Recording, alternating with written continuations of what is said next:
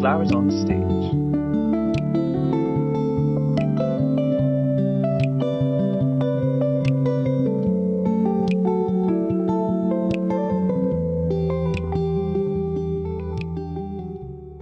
I grew up in this little city, New Bedford, Mass, and they had what they call a drum and bugle corps.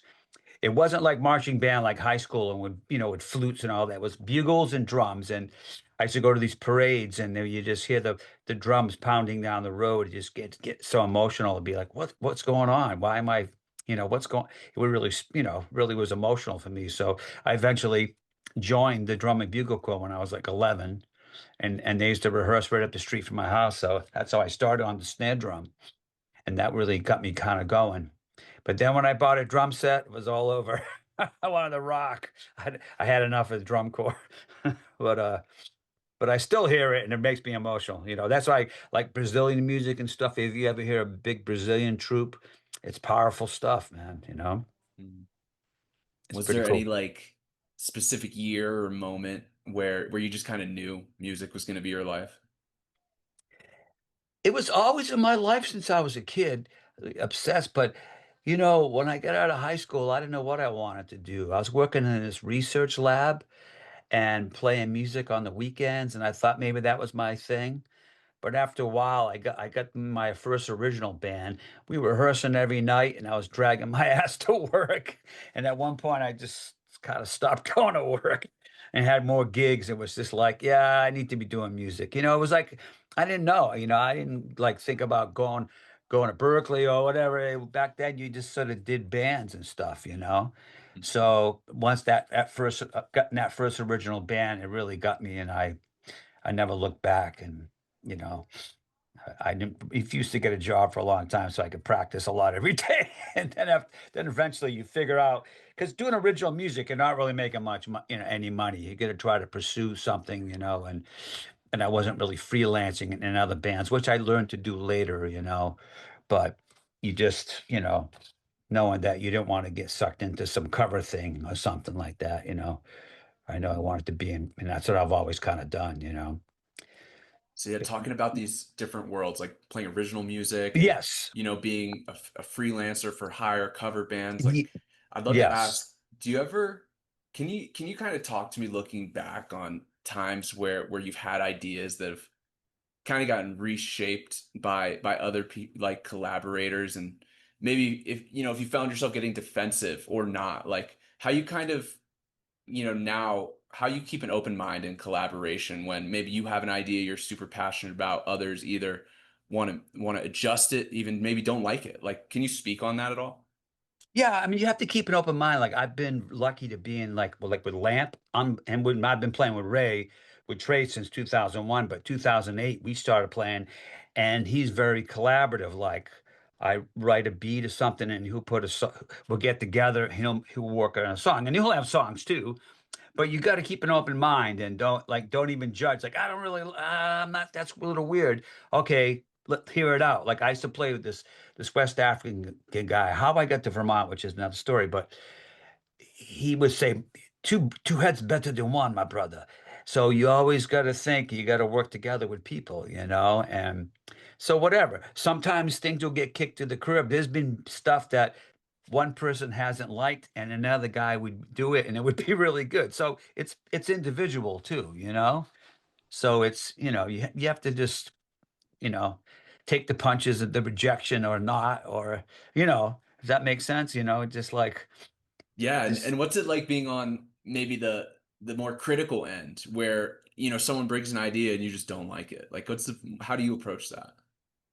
well, I try to be open minded because it could grow. Even like on that when we play with Ray, we have a theory like, oh, that song's pretty cool. Sometimes like, oh my God, some stuff will just it comes out of the box. Like I write a little bit. Sometimes you sit down and you pick up the guitar and the whole song comes, bang. And other ones that sit around for years and you finally something finally hits it. Like it could take you. What we have a theory, you got to air it out, take it out, and see what happens. And some other thing will happen, or it will get better. I've done that with Trey. I don't know how many songs it starts out and it's even like the tempo will get faster or whatever, or the song just grows. And you hope that's what you hope for. It gets better. You know what I mean? So maybe it's some idea from a song that was, B level, but then you keep playing and all of a sudden it gets to the A level. If you know what I mean. Like even Yeah, like no. I'm doing a session with these songwriters on Friday, and I'll play it, and then if I was say I got to do a gig with them, maybe it'll get better because I'll feel more relaxed. Maybe I should have done a fill there or whatever. You just get used to the song more, Mm, or it's mhm. things grow. That's what you hope. They hope they get better. You know what I mean? And sometimes you got to watch out. Maybe you start overplaying a little bit. It's all listening and it's all subjective sometimes too. But it's part of, and that's what's cool about recording all the time. You listen back, like we just at LaMP, we just did 2 day recording, not even a recording, like a writing session. And we went to a little studio, like a writing studio, and I get the tape back home, and I'm like, oh man, why didn't I hit those hits there? Okay, you learned something, you make it better. And when I would do that with rehearsals, anyways, show up with a little microphone and my iPad, and you listen back and trying to improve it. And sometimes you try stuff. It's like, maybe I'm going to go back to the beginning. You're trying too hard. It's a never ending thing. It's great. You know, Interesting. I mean, go up to Ray. Ray lives up the street from me, and I'll drive. He lives up the mountain a little bit. I'll be driving down the mountain, like, well, that was a good 3 hours, and we get some songs out of it and inspiring. And it's like that's what music is to me. Being creative and it's and you get something out of it. Then you go in the studio and record them. So yeah, talking about Ray and also bringing Scott into this and even Trey, I'd love to hear what you feel like are some of the most defining kind of personality traits from the inside, from your perspective with some of these people you've collaborated with and like, how you describe what makes them them. Yeah, I mean, well, with Ray, when we started, it's funny because I had this dream about getting a duo, like a whole organ. Not like you think of duos, you think of like ring, ring, two guitars and acoustics. God bless all that stuff. That's cool. I was like, yeah, Ray, let's get together. I know this club has a Hammond organ in it. Let's go up there. So he came over to my house one time and we just made up some stuff, gave him some beats, and all of a sudden we're like, wow, there's some pretty, we recorded some cool songs came out of it. So here's a guy that's very creative too and very intuitive, and he had some things, and he had this song like Tango he had, and then I was like, oh, I can play a beat, and just it it worked. You just people you can collaborate with. Because I work with people that are like, nah, I don't like that idea. So I've worked with people in my past that are like, they're shutting down everything, and there you can't work with those people. You know what I mean? You try, and then it's like, okay, whatever. You go do your thing, I'll do mine. But with Ray, very creative, and then when we get Scott. We did one show with Scott, and we learned we rehearsed at the sound check. It was like we played at that place, Nectar's, rest in peace. And then we did some of his songs. He did some of our songs, and it went really well. And we're like, yeah, this guy's like really tasty player. He's not just trying to shred or something or playing all over everything. And we ended up making a record. And I remember we traded files. Like I'd write beats and I give it to them, or he had some stuff, and that first record was like 1 day rehearsal, and we did the record. Plus, we traded files and stuff too, but just some people you can collaborate with. And he took that when we did Soul Monday, and it just brought it up a bunch of levels, man. Having another melodic instrument too, and a great player, and it just like you go to that ride, and it's really great, man. I love his playing a lot. And he's another collaborative dude. We the other day was like, that's cool. Let's try this. And then he puts this other thing and it lifts it up even more. Mm, Just having people to collaborate with. It's pretty special for me. I've always. sounds that way. Yeah, Yeah. it's really really special because you really feel like it's not even ego. It's just like you're putting your creative energy into something, and it's very satisfying. And Mhm. it can never be whatever. It doesn't have to be some big hit or whatever. It's pretty great. I feel very, very fortunate. And we've been getting some traction and doing some cool shows. And you walk away, it's like, wow, man, I'm still at this doing some creative thing. I mean, if this wasn't happening, I'd be playing somewhere, whatever. But to have at this level, it's like what your goal is. Mm. And what about Trey? Trey's amazing, man. I mean, when I first, I mean, I know Tony when I don't know if you remember, like Tony used to play Past the Saddest. I miss him, thinking about him today. But, Rest in he's like, peace. "Who do you want to play drums?" I go, try my buddy Russ. And we were friends because we were on the same circuit in Vermont. I was in this African rock band called Zebra, and we would go see each other's shows. And so we became friends. And 20 years later, it's like, let's try Russ out. And then Trey, same thing too. He was like, the story I've said a million times too. He's like, well, I got all these songs, but you got some beats or something? And I've been in songwriting bands for like 20 years. It's like, check this. I got this. I wrote this beat recently. How about this one? And they turned into songs.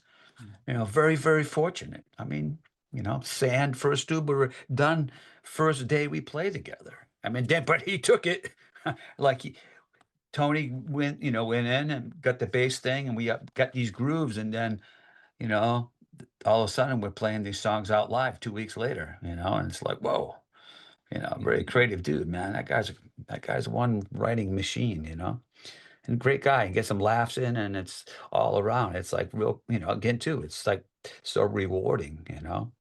Some great music, and even if I'm not like somebody that's writing it, a lot of songs that he's been writing, it's like I love them. And I'm just kind of come up with some good parts. And again, too, that's just as satisfying too. Somebody like with these guys on Friday again, I got to come up with some parts. Nobody's saying try this, and they may, and that's fine too. But it's like you sit in your room, like, okay, what can I put in this, and not even show off beats, just like something that's nice and like a Ringo, man. Can you imagine how the Ringo had to come drum parts for those songs? Can you imagine? Yeah, I got a song, Let It Be. Come up with something for this. It's amazing. People don't, a lot of people don't get the credit if they're not playing like the fancy beats or something like that. But it's challenging. Yeah, I mean, there's a difference between being a drummer and being an artist. Yes, beautiful way said. Yeah, like you look online, everybody's like, I get this fill for you." Cool. I'm trying it too, but it's like sometimes the parts ain't working. Even like with Trey, like this one song we get, he's looking for something and we haven't, but we look for it, and then we find it. Like that's it. It's like rewarding. It's, it's like getting a thousand Eureka. bucks. It's like wow. Yeah, it's cool. It makes you feel good, and that's why I still do music. So with LaMP and where that's seemingly very very collaborative where there may not be like a clear cut leader, I don't know, and then on the other hand Trey Band seems like Trey would be the leader with Yes. commonalities between those groups and all the groups you've been a part of throughout your life. I'd love to hear like what you've learned is the most true about like what makes the ideal leader of a group, like what's most important. Well, obviously, a leader. First, he's got to like you playing. You know what I mean? If that helps, you know what I mean?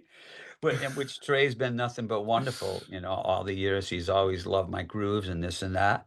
But if something isn't right, we'll work on it, and I'll work on it. I'm home at, when I'm up, man.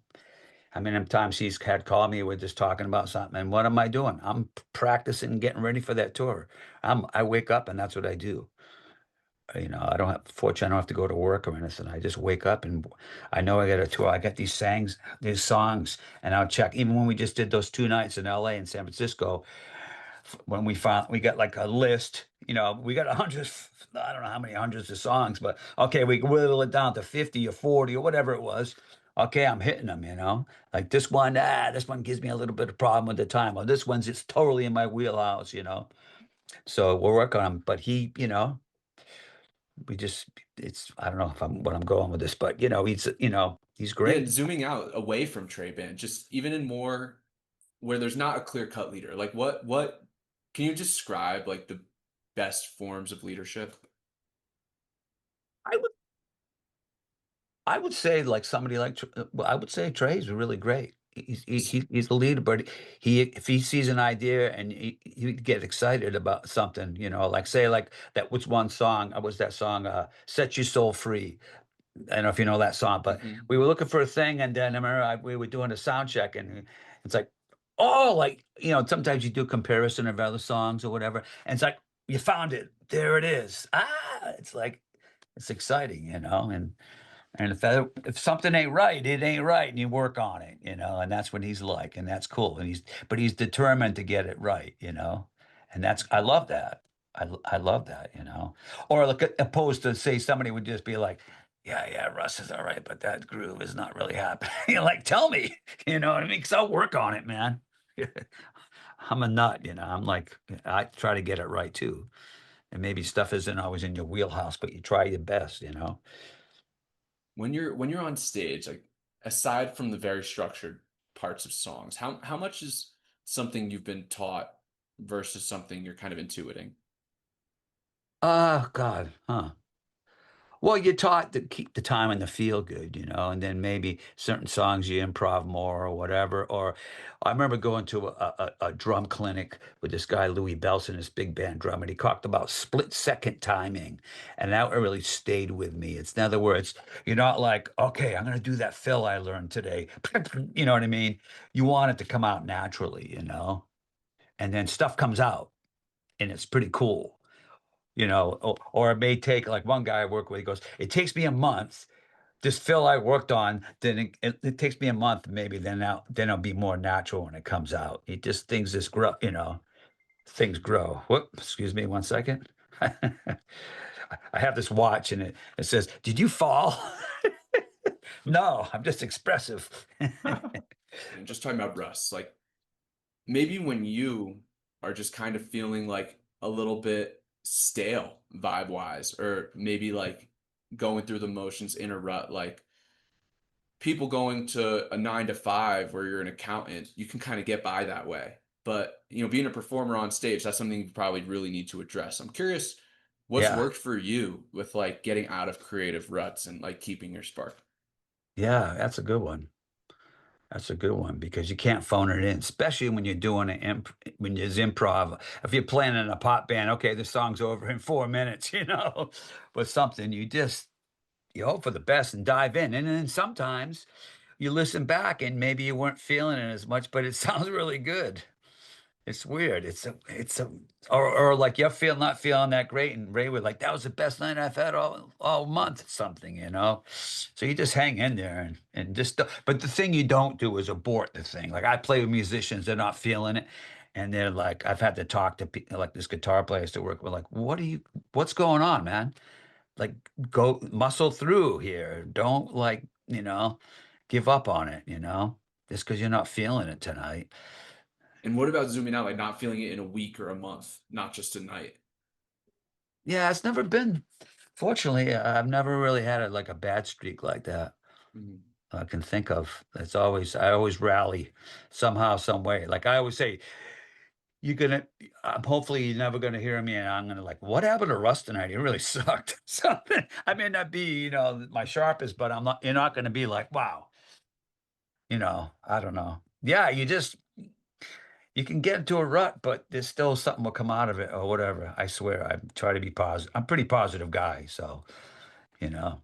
So talking about being positive, like when you're writing beats, writing songs, I don't know if you write lyrics. Do you? I do, I put out these songs under my name. I don't have a lot of them, like five of them. I'm not super prolific, but I Hmm. do these little rock songs, and I think they've really helped me understand being a songwriter, being in a band, because I've always worked in bands, but arranging and stuff. But, you So know, yeah, with writing music, both instrumental and then also lyrics, like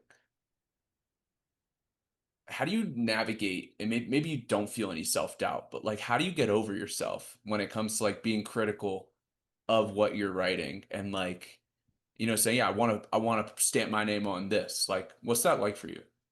well, you do get critical, and sometimes you have to just let that go too. But I've done like songs, or why I started writing. I was in this very creative band called African Band, and everybody was writing, and I got involved in it too. And something would take me over, like a big chorus. I would write this chorus, and people would be singing it, even my kids or something. Like, oh, maybe I'm onto something.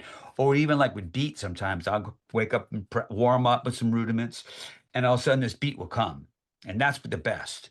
And then I record it, and then I see if it sticks and they've turned into songs, you know what I mean? So and so yeah, so we did like say we just did like 10 songs with LaMP, and I maybe brought in like half the beats, and maybe there was a couple of beats that they're on the B list, and but there's like three or four that are on the A list. So that's That's cool. I mean, I think about somebody like Tom Petty, those guys. I've heard they go in to make a record. They may have 30 songs to try, Mhm. and then the 10 make it, you know, The cutting room floor. yeah, and they maybe they're cool songs, but they don't really make the record, or maybe they down the road, it's you keep them on file, you know? Mhm. Like I've dug up beats that oh yeah, he's the right guys to do it with or something, you know? And everybody's looking at you like, I don't know about I don't like that beat. You know, it's so funny, man. You know. So, Russ, one thing with bands I feel like that are more instrumentally oriented, albums can kind of just feel like a bunch of songs thrown together. And talking about One of Us now, I wanna ask you like what what makes this album at all special? And you know, maybe being facetious a little bit, maybe it's not special, but I'd love for you to tell me what it is special about it. And like, you know, how do you arrive at the name One of Us? Like, tell me about the album. Well, it is special. I mean, the first one was really special too, but what's cool about this one, the first one, yeah, we didn't really do many gigs. Now we've had all these what 3 years of gigs under our belt now, so it's cool. Like some people are like, yeah, this album's a little more aggressive. It's like, yeah, because we've been playing shows and trying to get, you know, you're trying to get over with the crowd or working the show, you know. And it is one of us because it's all again too. It's we're all together. It's a for three equal guys collaborating, and it's really that's what it's all about. I mean, my first band that I really did is we had this band, Little Sister, and I remember we would write and you know, I'd bring in the chorus or somebody would bring it in and the keyboard player, he couldn't sleep. So he'd be up all night finishing the song. Next rehearsal, like, whoa, what was that? Or you'd have all the lyrics. It was like wonderful. It was one of us, you know, it was a very big, you know, and everybody was equal, you know, and it's pretty good. And there's some of that stuff on that album that I sing myself every day. That song, Jasper's World. That song's always in my mind. Like we're writing the set list. We got to do Jasper's World. I love playing that song. Or, you know, some of the other ones. I'm trying to think. Whatever at the top of my head, but there's like a lot of stuff on that album. There you go. A perfect example. One of Us is kind of a wacky song, not a wacky song, but at the end, we do this really big improv thing, and it spaces out. Then it finishes with the solo. You wouldn't think maybe if you put that on paper, maybe that song winning, maybe it would work okay. That song always gets over. At the end of it's like so. Well, not really a surprise, but I thought it was going to be less, get over less than it. You know what I mean? So you never know. It's really cool, and that's a Yes. collab. Yeah, let's do a solo at the end of this. Okay, and it's like wow, all right, Oh yeah. it's pretty exciting. And yeah, everyone out there listening, we got a link in the description where you know you can check out One of Us, and also, you know, I know you're coming to Denver. You're gonna be at Cervantes this October 20th and Yes, 21st. We'll have a link in the description there as well. You can get your tickets. Everyone out there listening. But yeah, Russ, got a few more sure. questions for you here as we're wrapping up, winding down. So you know we spoke about the groups you worked with, but you know just talking about music, looking up at the concept and people you've looked up to. What are some of the things you admire most about some of the artists you feel like, you know, are in a league of their own, are some of the greatest artists, not just instrument players, but Right. artists? Yeah, can you speak to me a little bit from your perspective about, you know, who comes to mind for you and what stands out about them? Yeah, I mean, it's a long list, or it's just like how I grew up. I grew up with, you know, like the Beatles or whatever way back then. So, and it's so the music, right, the bottom line, what all that stuff was, it's like even I was sitting in that room today thinking about Abbey Road when I was a kid listening to it. It was the passion of it, the soft songs that moved me, you know what I mean? So that's why started playing music. It wasn't the chops. I mean, I go back and listen to Ringo now. I'm like, holy shit, even the early Beatles I said it before the weed kicked in and the acid, they were doing like shuffles and stuff, you know? You go back and listen to that early Beatles stuff. It's really swinging, you know? But it's the music that moved me. Leon Russell, you know, God, Todd Rundgren, all these songwriters, you know, people, and then then you expand your palette and you start listening to maybe jazz and different people, you know, and like drummers like that guy Steve Jordan. He's like such a groove drummer. He hits one note on the snare drum, and I'm like, yeah, It's got that thing to it. And then I got involved in that African band, all that Afrobeat stuff is just so emotional, and everybody's got their integral parts together, and it's nobody showing off, you know what I mean? It's everybody's just playing their part. And but it's so moving, to me.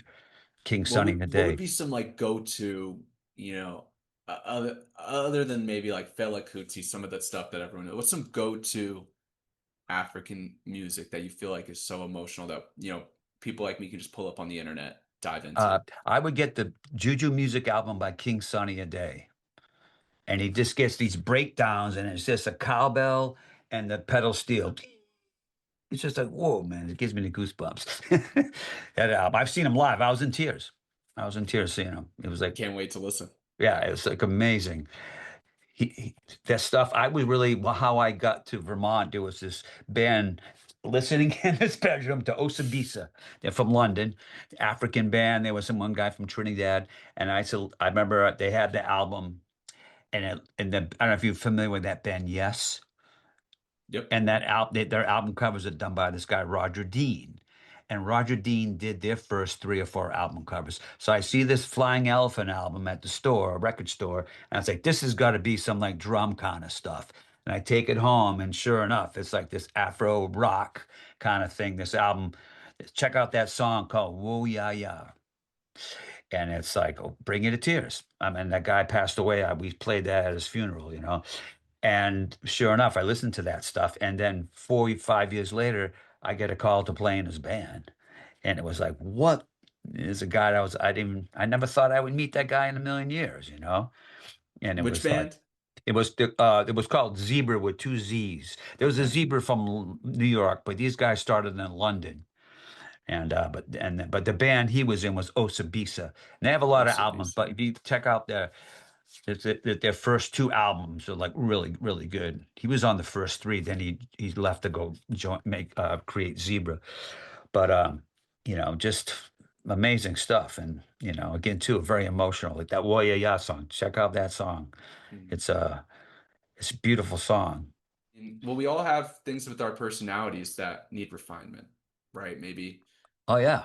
Maybe someone can be a little hypomanic, a little high Okay. energy, and they need to be more grounded, or someone's late. I don't know, because you're in a different season of life than me. And Right. me, I have so much to work on. I'm young and I see all my mistakes I make all the time. But someone like yourself, a little more towards the top of the mountain, so to speak. I'm curious, like, what growth looks like for you. Well, I would say, well, maybe for growth, it's just personality. Like, don't maybe not, well, like in the band, don't be so hard on somebody, or just like look at it like by your mistakes or whatever, or you Talk to me know, about that. yeah, like, okay, well, that guy, whatever. Unless somebody's really screwing up. But if like, okay, give him a break here. What are you doing? That's whatever. Don't be, how people can be hard on each other. I've really learned to and appreciate that we're all working together, and because Yeah. and Yeah. it's just being a better person. And whereas before maybe I was younger, and I'm pretty decent, but sometimes they just like, why did I say that? Or just like, chill out, man. you know Mhm. Unless somebody's really screwing you over or whatever. I mean, I get some roots, things that I felt, I, you know Totally. I thought I would feel, I was right to say something. But like right now, with just being just keep an open minded, man. Just be because you appreciate. I'm still at it, man. I can't believe it. I mean, that is still, and we got some good stuff going on. So Mhm. be That's patient. true. Be patient with people, and, Amen. and everybody's got their things they do or not do or whatever. So, Unless Russ, it's as we're wrapping up here, any final words about what's most important from your view with living a life you can look back on and be proud of? I just feel lucky that I've been doing this all these years. I've been married for a long time. My wife has put up with what I've tried to do, and I feel like like I say, I'm on, like some people say, yeah, I'm on my second win. I'm on my fifth win with bands that up, down, up, down. I never really looked to be famous or anything. I just like I remember when I was a kid, it's like I just want to jump in the van with my band and just be creative and do shows. And I was playing in Boston for a long time. There'd be people in these small 150 people coming to our shows, just standing in front of us, really listening. That's like that's rewarding right there, or whatever. They're really paying attention. Not ego, just we're all in it together, you know? And that's what's been happening with LaMP. It's like amazing. It's like it's really, and you feel like you can like working on a third record, man. It's like, yeah, man, I'm ready. Yes. It's just trying to stay in the creative process. And if I was playing in some little club, somewhere even with nothing or whatever, and it's like it's someday I'll just I was just saying it to my dad. He's like, he's in his 90s. I'm like, and he's in really good health. And I'm like, yeah, if there's hope for me, I'll be playing one night. Like, I went to go see Les Pauly. Used to play in New York every Monday night. Maybe that was his only gig every all week or something. But if I just that's what I want to do. At the end, or even like that guy Fleetwood Mac, great drummer. Mhm. He owns a club. It burnt down in Hawaii, and I think in Maui or something, where they have those fires. And all he wanted, I saw this interview him, and all he wanted to do is get his club back. It's what he's doing. He's playing, in front of 30,000 people. But when he's not on the road, what is he doing? He's playing in his club, man. You know what I mean? Still want to play. So it's cool. I used to see that. I used to live in Woodstock, New York when I was younger, and I would see all these like famous musicians at this little club called the Joyous Lake. And I'm like, and when you're a kid, you're like, God, those guys play like little gigs too. And you realize everybody just wants to play, man. It's pretty cool. The bottom line, it's not like it's not enough people here, it's like you just want to play. I love it. Russ, so great to chat with you, man. I loved hearing your thoughts on everything. Well, thank you. Yeah, this has been great. Thanks for taking Oh, the time. And oh, everyone my out there pleasure, man. listening, we got links in the description. And like I said, check out one of us and get tickets to see LaMP at Cervantes in Denver this October. Yeah, I can't wait to see you there, Russ. Yeah, thank you, man. All right, we'll see you Yeah. at the show. Smooth Thanks. travels. Okay, bro. This is Flowers on the Stage.